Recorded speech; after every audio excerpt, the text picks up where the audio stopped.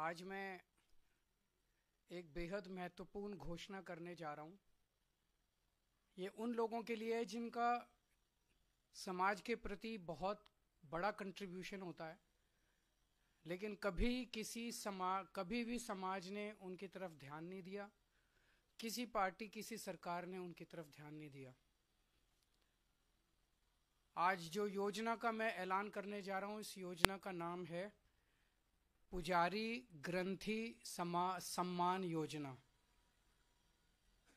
इस योजना के तहत मंदिरों में भगवान की पूजा करने वाले लोगों को पूजा करवाने वाले पुजारियों को और गुरुद्वारे में ग्रंथियों को हर महीने सम्मान राशि देने का प्रावधान है।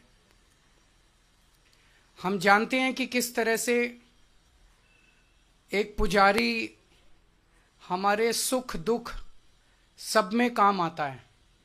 हमारे घर में शादी हो, बच्चे का बर्थडे हो, कोई भी खुशी का मौका हो या कोई मौत हो जाए या कोई गम का मौका हो, हर वक्त पुजारी हमारे साथ होता है, हमारे को उसमें अपना कंट्रीब्यूशन करता है, भगवान की पूजा कराता है हमें। ये वो तबका है जिसने सदियों सदियों से हमारी परंपराओं, हमारे रीति रिवाजों, इसको पीढ़ी दर पीढ़ी, एक तरह से जो गुरु शिष्य परंपरा पीढ़ी दर पीढ़ी इसने आगे बढ़ाया है, हमारी संस्कारों को, हमारी रीति रिवाजों को, हमारे परंपराओं को। लेकिन इसने कभी भी अपने परिवार की तरफ ध्यान नहीं दिया और कभी भी हम लोगों ने इनकी तरफ ध्यान नहीं दिया। हम मंदिर जाते हैं, पूजा करते हैं, लेकिन कभी भी इनकी तरफ हमने ध्यान नहीं दिया। आज इस योजना के जरिए इसे मैं वेतन या तनख्वाह नहीं कहूंगा, एक तरह से इनका सम्मान करने के लिए इसकी घोषणा कर रहे हैं कि लगभग 18,000 रुपये महीना इनको सम्मान राशि दी जाएगी हमारी सरकार बनने पर। यह देश में पहली बार हो रहा है। आज तक कभी किसी पार्टी, किसी सरकार ने ऐसा नहीं किया। यह पहली बार हो रहा है। जैसे दिल्ली में हमने कई काम पहली बार किए, स्कूल अच्छे किए, पहली बार किए, अस्पताल अच्छे किए, पहली बार किए, महिलाओं के लिए बस यात्रा फ्री करी, पहली बार करी। ऐसे ये पहली बार हो रहा है और मैं उम्मीद करता हूं कि भारतीय जनता पार्टी और कांग्रेस की सरकारें भी इससे सीख के अपने अपने राज्यों के अंदर पुजारियों और ग्रंथियों के सम्मान के लिए ऐसी योजनाएं लागू करेंगी। इस योजना का कल से रजिस्ट्रेशन चालू होगा।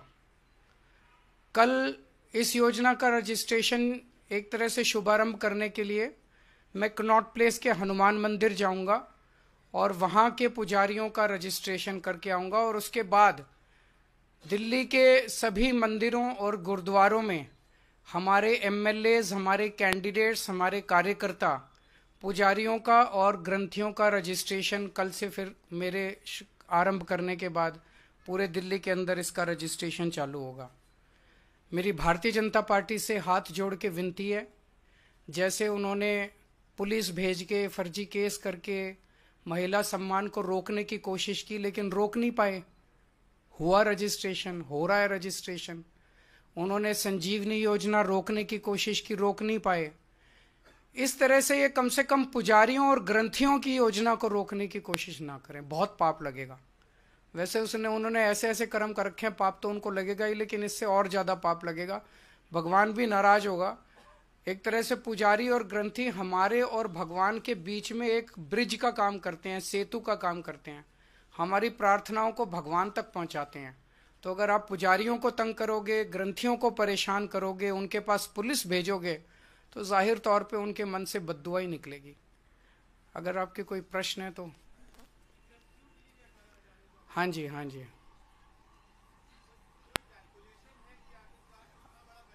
जो भी होगा उसकी चिंता मत कीजिए, पैसे की कमी नहीं होने देंगे।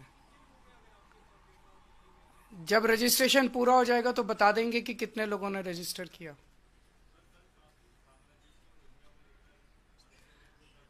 मेरी इनसे रिक्वेस्ट है कि हरदीप पुरी जी को गिरफ्तार कर लीजिए, उनके पास सारा डेटा है।